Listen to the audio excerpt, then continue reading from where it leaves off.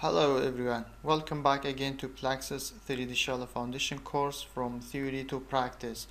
In this lesson we are going to simulate the shallow foundation which is isolated footing under a combined loading. So if you remember, in the previous example we simulated the isolated footing under inclined load, and also in some previous examples, and we talked about how can we simulate the foundation under different type of load conditions. So in this example we will simulate an isolated footing under different types of load, but at one time, so under combined loading conditions. For example, in this tutorial we will have a foundation like this, which is a shallow foundation. We will have a surface load on the foundation, also we have a horizontal load on the foundation, and in addition to the surface load and horizontal load we also have a moment on the foundation. So we will use a PLAXIS file from lesson 23. So I open lesson 23 PLAXIS file.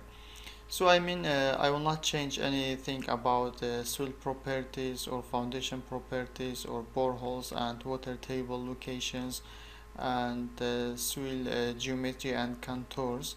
That's why I will save this example under a different name.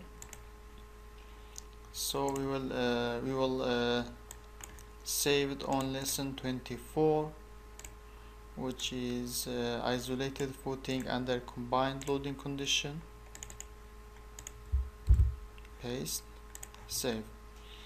Okay, now this is lesson 24. So as I said, everything will be similar to the previous example except the loading condition. That's why we will proceed to structures. As you can see, this is a deformed shape of the soil and foundation, and the maximum displacement is about 1.5 centimeters.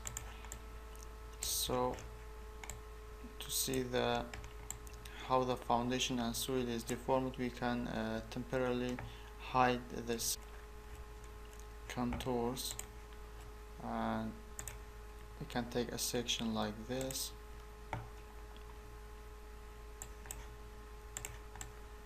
As you can see in here, this is the direction of the moment rotation. We can see the maximum displacement happen at this side, which is the right side of the foundation.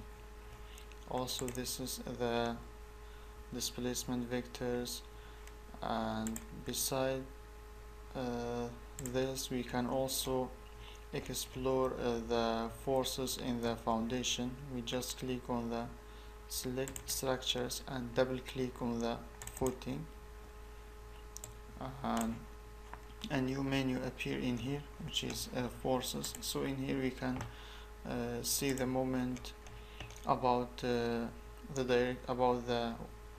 axis 1 and also about axis 2. Okay, so this was for this example, and I hope it was beneficial. Thank you for watching, and see you in the next lesson.